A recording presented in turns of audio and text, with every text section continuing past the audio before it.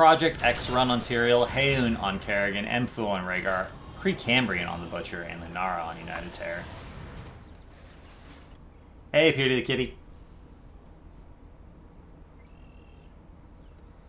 Yeah, I don't do any I would preview the games if I had any sort of time, but I still have a full-time job. I cast Chair League at night.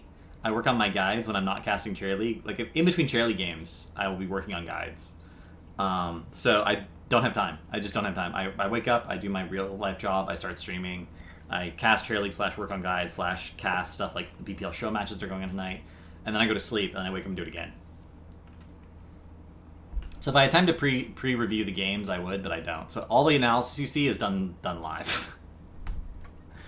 So when I predict things happening like 30 seconds in advance, it's not because I knew it was going to happen, it's because that's the way the game goes. It's just the obvious sort of thing. Oh, they changed the color. Wait. They changed the color on Even in Death.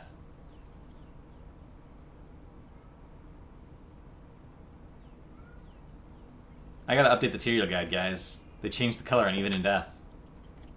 I'll have to tell Nick about it. Lord Boo, would you clip that for me? 4, 3, 2, 1. Kill! Fight! Spread my spores!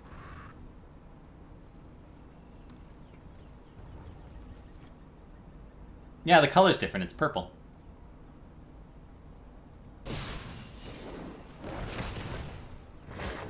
Wasn't even in the patch notes. Really good play there by Tine. One of the things that doesn't get talked about often enough is Medivh is actually a hard counter to Kerrigan. Kerrigan's damage is incredibly predictable because it's the combo. It's Primal Grasp into the stun. You can completely negate all of that damage and then put a portal down next to your ally or yourself to just get away. So Kerrigan is hard countered by Medivh, played at like a reasonable level.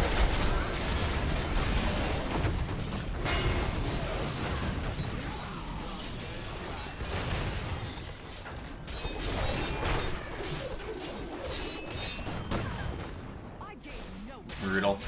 There's a funny thing about this draft. There's a funny thing about this draft from Red Team. Tyrael is really good in the late game because of Sanctification and Imposing Will. His early game is not super good. Kerrigan is extremely good in the early game and sort of drops off. She picks up a little bit of steam at 10, but sort of drops off between 10 and 16. 16 with aggressive defense sort of brings her back into having really high survivability. Butcher is pretty bad until he finishes his built-in quest, and Lunara, because her trait scales at 4.5% instead of 4%, is a beast late game. So you have late game, late game, late game, early game. Right? Wait, is this the right game?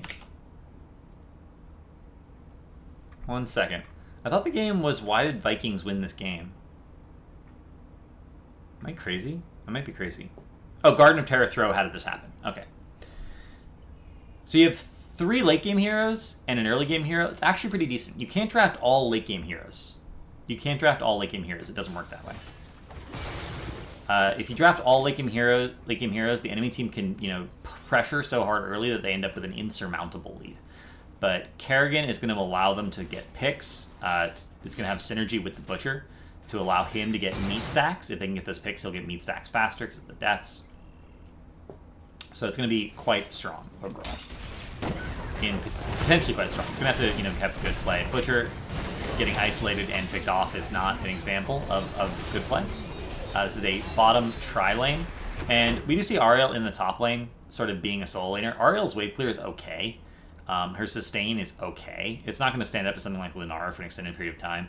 But Falstad has global, so he can stay mid and reinforce if he needs to. And the bottom tri-lane can do a lot of work because Sonya with Warpaint and Whirlwind basically has infinite sustain.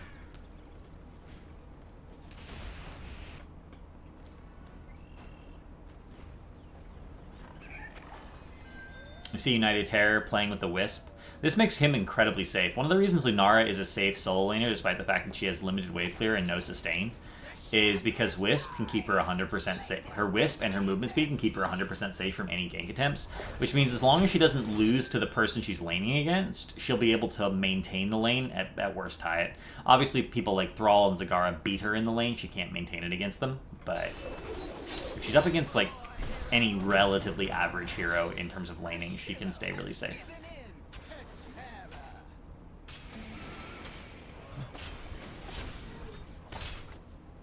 So both teams, again, prioritizing the small camps. Blue team doing a better job of it. They ended up getting basically 3 out of 4 of the small camps, and now they're going to be able to, you know, opt into the Terror if they want. They're chasing United Terror down. He's not getting away from this situation.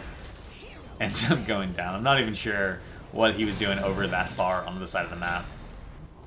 Red team needs to rotate down now and grab this Terror. They need to burn this down extremely fast. Otherwise, blue team is going to be able to get not only the top Terror, but seeds from the bottom Terror as well. And when I say everyone, I mean everyone. Kerrigan needs to be doing it. Butcher needs to be doing it. Project X Run is doing some zoning here. He's going to clear the wave, but he's zoning for his team because he knows the team is here, so he's going to be able to catch them on rotation and deny. Medivh is hanging out, thinking, can I steal? Can I steal? Can I steal? Svagooter with this poke. Trying to make stuff happen.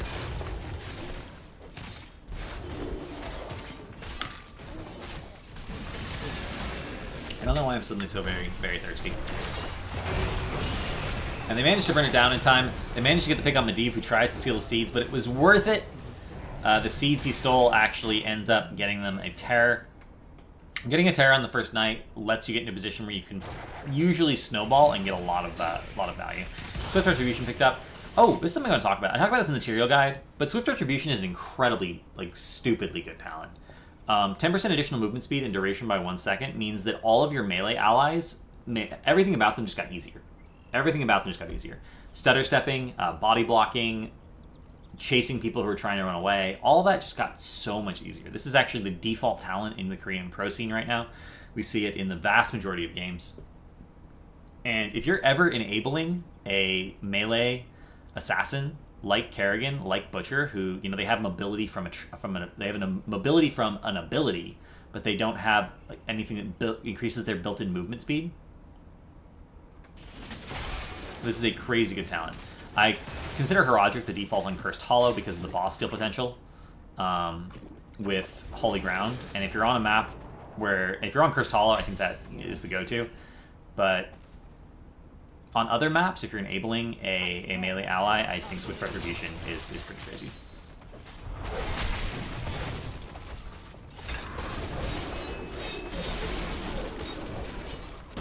It is very hard to use. I say that in my guide. The value can be inconsistent because it's very difficult to use.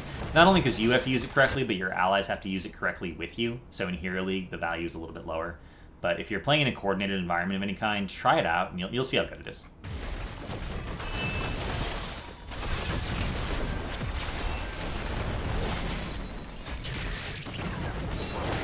Advantage of the Terror, and this is a critical thing. We see Lenara in the top lane. We see Butcher rotating down to the bot lane, trying to get experience. And this is a critical thing that not enough people emphasize. When Infernal Shrines first came out, I thought the map was pretty balanced, even at 30 minions.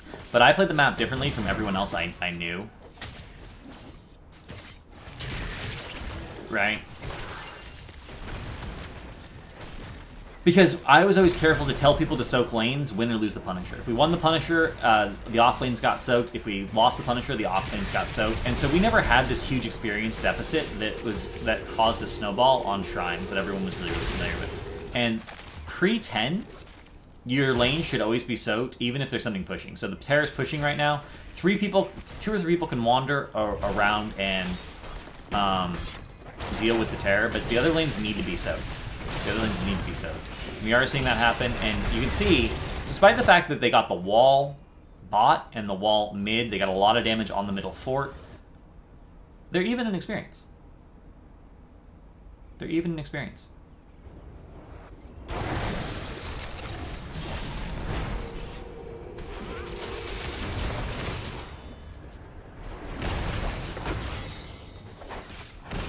This is the value of soaking. Soaking can keep you even in experience, even when you're losing in objectives.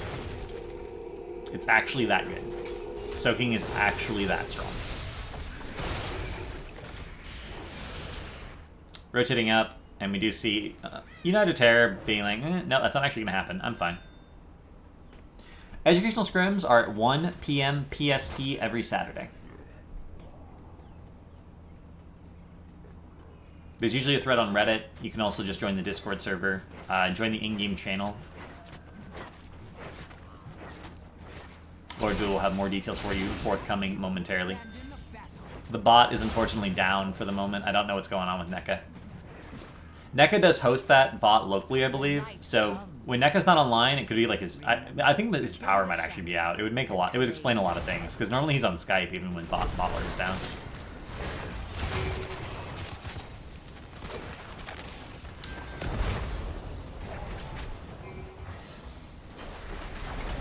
See Medivh trying to make plays to kill United Terror here.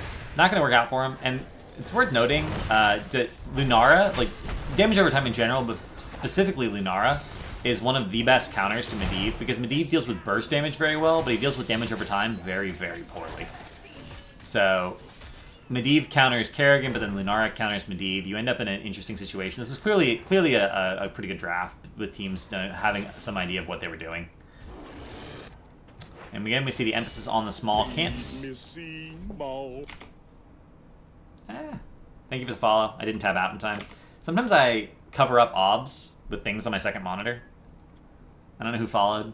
I feel bad. If you say your name in chat, I'll thank you by name, but thank you generically for the moment. Production value. High production value streamer here, guys. I swear production value is the most difficult part of streaming. So again, emphasis on small camps. Going into the 3v3 scenario here, Homicidal is going to take quite a bit of damage from Project X Run coming up. Butcher actually ends up going down 2v1 in the bot lane. And now they pretty much have to pick up a kill, but it's very doable here. Hayun does get the combo on. Ooh, wait. Is he still not dead? Okay, he finally dies. Wow. He lived a lot longer than I thought he would. I was like, that's over. We're going to go over... Wait, he's still alive? Clearly the correct answer is to go to third monitor. I need to get a different bar. I've actually thought about getting a third monitor, but I need to get a different armbar.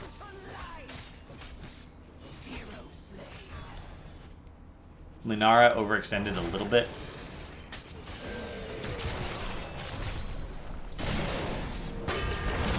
Ends up going down. Leyline Seal. Wow. Actually, anti-synergy with the Mosh Pit. Project X Run, however, going to go down. He has Sanct available, so he's actually 100% safe if he wants to burn it. He can get out of here no matter what. Spagooter is going to slow him down and over the wall, but Rhaegar ends up going down when the chase from the portals. Portal chases are pretty good. It's really hard to get away. We want Butcher to be... Where's Butcher? Oh, Butcher's in the Terror. I wanted to check his quest. Actually, here's an interesting question that I don't know the answer to. If Butcher is in the Terror and kills a minion wave, does the meat drop, and can he pick it up?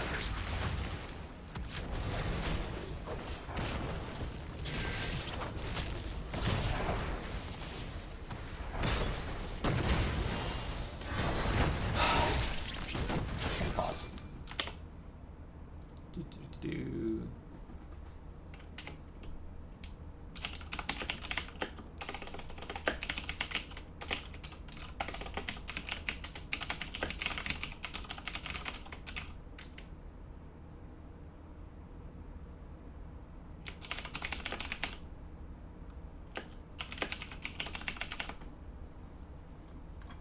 For those of you who don't know, I do keep an open notepad file. Whenever I think of a question for a mechanic that I don't know the answer, I write it down and I go test it later.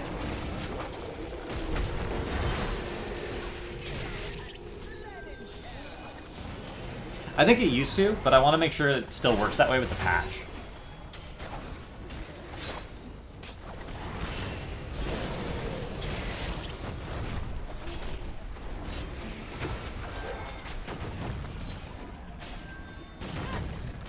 Hey, Neka.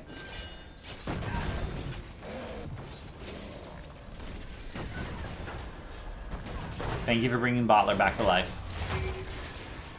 Blue team, because... And you're hearing of this thing. Blue team, because they prioritize the small camps all game long, are now in a situation where they have a terror versus 41 seeds. It's incredibly important on this map to emphasize stealing seeds and prioritizing the small camps. Leyline, Seal getting a lot of value here.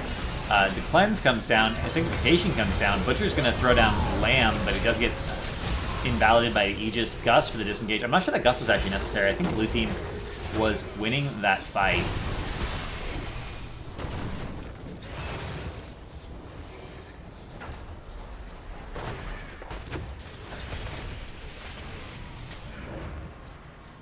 Apparently Bottler's being a little buggy.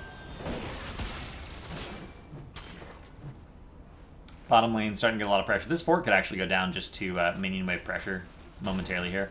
But grabbing the camp, both teams 13 versus 13.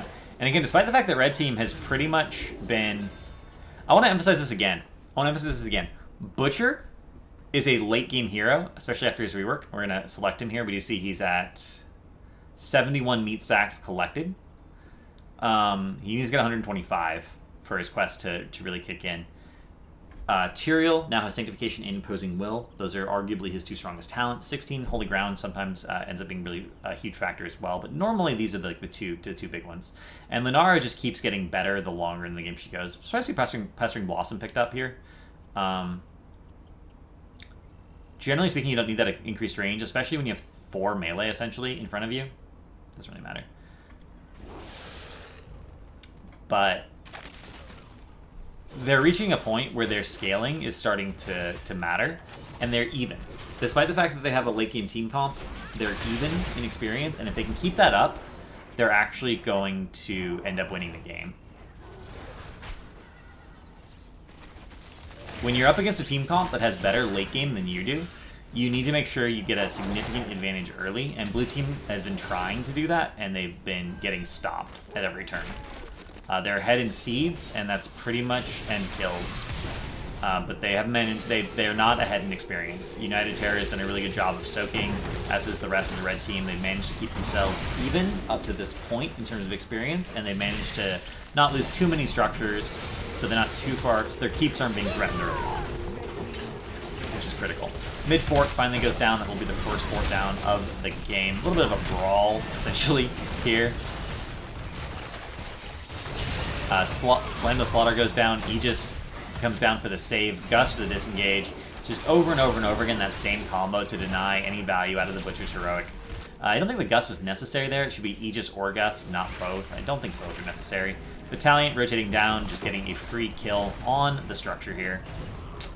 Bada bing, bada boom. Siege camps are pushing top, which means lane pressure is handily going over to the blue team. At this point, they really ought to push with their terror. They can guard their terror. It can get a little bit more back. No, actually, only 3 seconds left. My mistake. So Butcher's going to go down for free. They're rotating up. They're getting ready to grab this fort and potentially get a pick on United Terror, which should be pretty easy. Homicidal can take some shots here. He does miss the power slide, but it doesn't even matter because that is, you know, a 3v1 situation. Easy kill. Sonya backs off and starts to get camps, which is something Sonya can do very easily on her own. Butcher as well, grabbing camps, a little bit of help from Mfu. Butcher can also get camps safely and easily by himself, but you don't normally want Butcher to do that until he has his quest finished, and he is at 81, so not quite there yet. We just see him charging into the Medivh. Medivh's going to negate that damage, and Medivh has Portal available, has the Leyline Seal, is going to have Master's Touch quest finished as well. Again, invalidating the Kerrigan combo with the Force of Will, but so much damage going on to him, and they end up getting the pick. And Medivh is playing a little too cutesy there. He could have gone out a little bit sooner.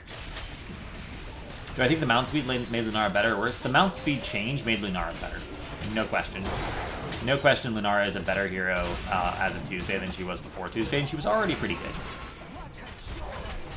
We see Enduring Will picked up, reducing the cooldown. That's an odd decision to me. We almost always see reabsorption, and I think, with exception of Lunara, right, Kerrigan's damage is very burst-oriented, Butcher's damage is pretty burst-oriented. Reabsorption would have helped negate the focus fire of those two heroes because they're going to want to erase someone.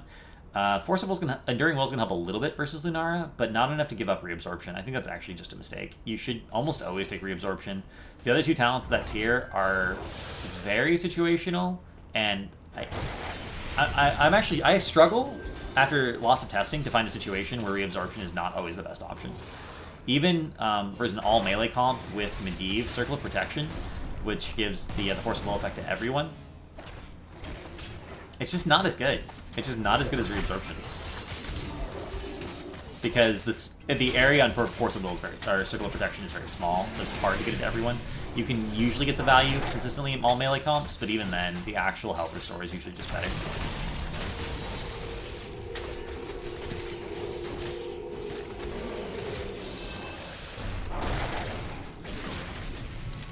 Butcher continuing to soak. 106. You can taste it. He can taste it. He's 19 blood away. He's 16 blood away now from that cap.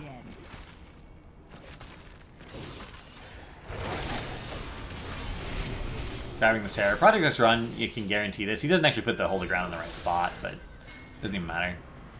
No invasion is going to happen. There's always a threat whenever Medivh's, flying over your head of invasion. You're like, oh, they could invade, they could invade. But Talion's just keeping an eye on them. Making sure that his team does not get rotated on. Blue team has destroyed a fort. A terror has come to life. And blue team's doing something pretty clever here. They're delaying their terror. So here's something you can do defensively, right? If both teams have a terror and one team claims them instantly, you can wait to grab your terror until their terror is dead or at least chunked, and then your terror will be fresh versus their low health terror or no health terror in some cases, and that means that you can get a little bit ahead. So generally speaking, sometimes it's a game of chicken. Who comes to terror late? They actually opt to just have Talion grab it after all. Nah. No worries, Nectar. I mean, Bottler's amazing. If considering like everything, the Optum for it's just awesome. Letting his team know when he can use the pot, it's significant. They can just poke for the interim, and we see the Blue Terror doing something super ballsy, but critical at this point in the game. Getting a keep. Whenever you're up against a late team comp, it is important to open up the lanes so that when the moment you win one fight decisively, you can end. He's just gonna go straight for that keep, which forces red team to back off. And blue team can easily give up this forward keep, right? That's why red team has to back off and defend. And Talion going through the sidewall is going to get instant damage on this keep. Late game terrors do so much damage. That is half the keep health already. It's down to a third about now. It's like 3 hits away from just dying, and that's still like a half health terror. So that's going to be a keep as long as he's careful. Not careful enough, ends up getting taken out. And again, Reabsorption would have 100% saved him here, but he barely manages to get saved regardless. Leyline Seal for the disengage, and that is such a low keep. That's so painful. Team has destroyed a fort. So painful. They wanted that keep so bad to get those catapult lane, to get that catapult spawning, to open up that potential win condition if they want to fight. But they pretty much wasted the terror, and this again comes down to the fact that red team's terror was gotten first and blue team's terror was gotten second. Red team pretty much had to waste their terror just to defend against blue team's terror because they're ahead in tempo and structures. And so they're going to get a pot down here. The terror is going to be forced to back off, and then it's just going to expire. Holy Ground thrown out preemptively for the disengage, allowing Butcher to get out safely, but Portals sort of negate that idea. Homicidal is a little bit overextended, does have Mosh down, but Sanctification into Lamb. The Aegis again with the save. ETC ends up going down, and that is the completed quest for Precambrian, I believe. I'm actually going to click on him. Yep, completed quest for Precambrian. Starting to get the extra stacks up from kills of actual heroes. And this is when this team comp is better than this team comp. Literally the moment Butcher completes his quest, the red team comp is better than the blue team comp. That's when that happens, and you can see it. You can see the change happen instantaneously. Kerrigan ends up overextending and going down. Ancestral was not available. Sanctification was not not available. That ends up being a 2-for-1. Literally the moment Butcher finishes his quest and becomes the late game beast that he is going to be from this point onward in the meta.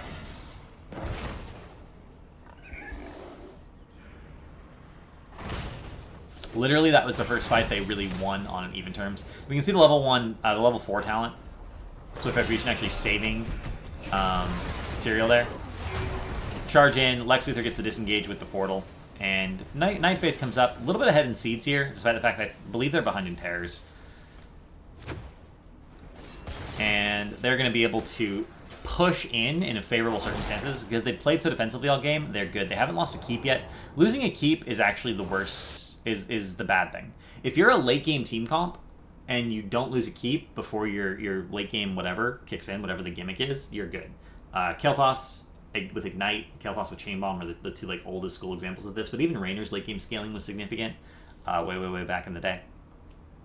Before the scaling changes, Thrall's late game was absolutely beastly for the few people who played Thrall, but scaling changes made it so he's good early and late.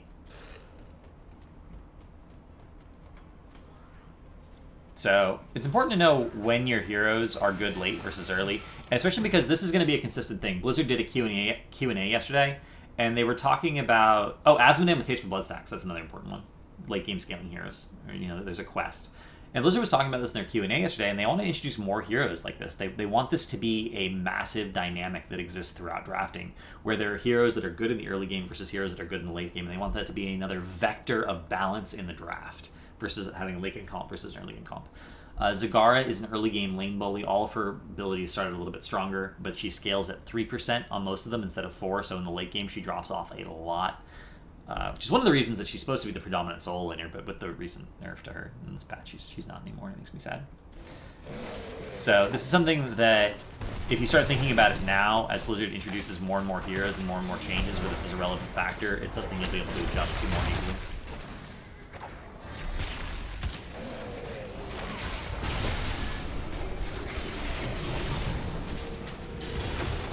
Nice holy ground, denying the retreat here, splitting things up a little bit, but portals are a thing. He's just trying to basically zone while his team DPSs the tear. Very good zoning play by Project X Run on Tyrael. We do see a stasis going to do a lot of work. The follow-up power slide is perfect. He's extremely low, but again, he just gets out because Tyrael is such a mobile hero. Imposing Will procs there, denying the chase on him a little bit, and Kapara actually going to get lammed. And that's an instant death. He's just not there this time, was not available because it had to be burned earlier. You can see, look at how, Medivh was low from poison, Scapegoater's low from poison. Look at all of that poison, right? This is Lunara's late game power. Scaling. Everyone's health bar is just all poison. And it's so difficult to deal with, especially because Ariel can't heal people unless her team is doing damage. Like right now, the crown was on Spagooter. We do see he, throws out a boomerang, gets a lot of value. She heals, she has a heal for him, heals him back up, but it ends up being not enough. He gets comboed through the wall.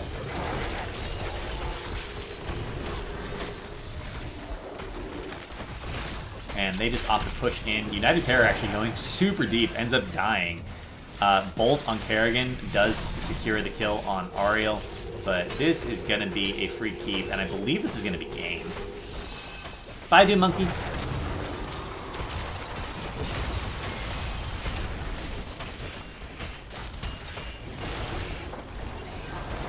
This is actually a mistake by Lunara in general, by the way. The way you want to think about supports in general is that a support allows you to stay in the fight, but the support decides who's in the fight and who isn't, in a sense. If you're depending on your support to keep you up through bad decision making, that's your fault. You need to always think about how you're going to live on your own, because a support might have other priorities. They might want to heal, the bruiser. They might want to heal the tank. They might think that there's another hero that's more important to stay alive in the fight. And sometimes there is. Sometimes it's the right decision. Sometimes it's the right decision to let a less valuable hero die. But in this case, you should let higher health heroes tank the structures. United was very low to start with there. Plus, he's an auto-attack hero to some degree. Lunara, her poison stacks up fast if she's auto-attacking. You get slowed by buildings in terms of speed and auto-attack when you get hit by them. So if you're tanking the building as an auto-attack hero, you really ought to back out and let another hero switch off the tanking.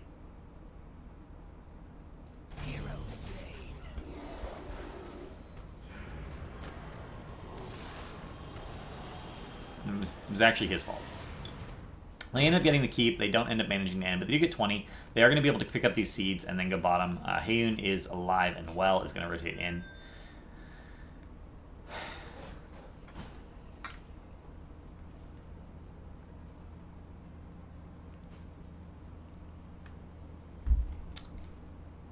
But again, that death was 100% his fault. It was easily avoidable. Just don't go deep and tank the structure. Either wait for the wave or let one of the higher health heroes that's there tank it, because it is proximity based. Whoever gets in range first is the person who's going to end up tanking it, and if you just back out and then come back in, the person who's closer will switch off to tanking. Rotating tanking can be very significant, especially if you have certain supports, Ariel and Uther being the two big ones, because of the lack of consistent burst healing in PvE scenarios. Well, consistent healing at all in Uther's case, and consistent healing in PvE scenarios for Ariel. So 20 picked up, Leyline Seal. They're trying to force a full fight here. Lunara is back alive, and while this is 4, as you can see, Lunara's a little bit isolated here, but she has mobility on her side. That could have actually been an easy kill. If the entire blue team had been aware that Lunara was going to come in from the flank here and the portal had been available, they could have actually portaled from, with the increase, they could have portaled from like here to here and just got on top of her if they were all together. But they're letting her poke her from the flanks. And again, Lunara late game scaling is beastly. Precambrian charge in has to cancel.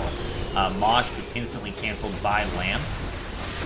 It looks like Gust and Aegis come in again for that save. Homicidal is extremely low though. He's going to be forced to back out. And again, we're running this dynamic. Oh, that's going to hurt. We're running this dynamic of Ariel can only heal when her team is doing damage, so you got to make sure you spam the heals at the right time.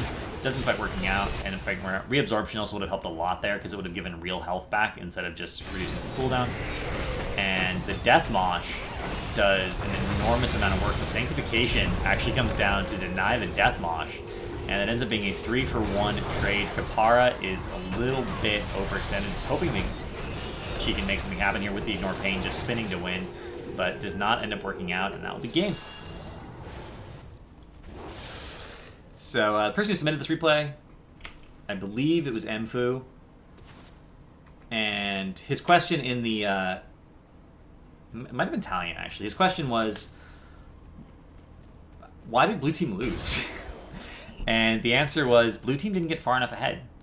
When you're up against a late game scaling comp, and Butcher and Lunara are both extremely late game heroes. Butcher because he has to finish his quest, and Lunara just because of the way she scales. Cho'Gall also a very late game hero, as an example. Flamestrike Kael'thas is a late game hero because he's really only good at 20 with Flamethrower, Master Flamethrower. There's lots of these late game heroes. If you're even going into the mid to late game with a comp that has heroes that are better in the late game because they have better scaling or because they have quests that really start to cap off, you're actually behind.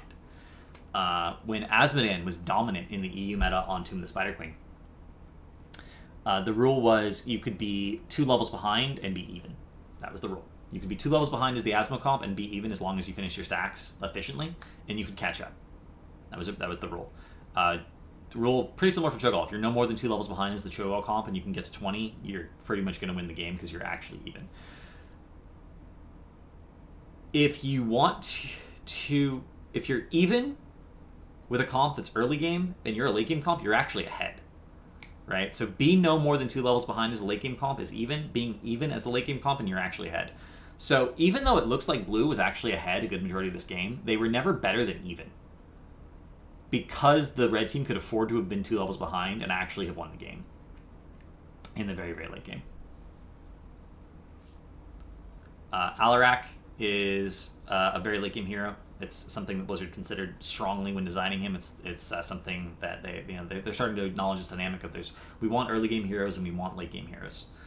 We want that to be a factor in the draft. We don't want, if you draft all late game heroes versus all early game heroes, you should lose. If you draft all early game heroes versus all late game heroes and the late game team manages to get ahead, then they're going to win, obviously. And there's some heroes that are strong, like across the board. Thrall's always pretty strong. Hammer's always pretty strong.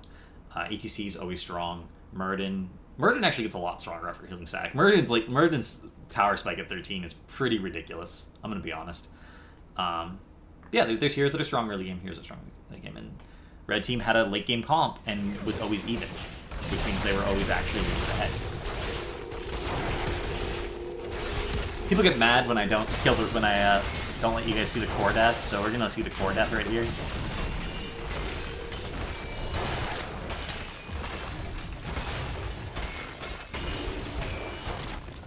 GG.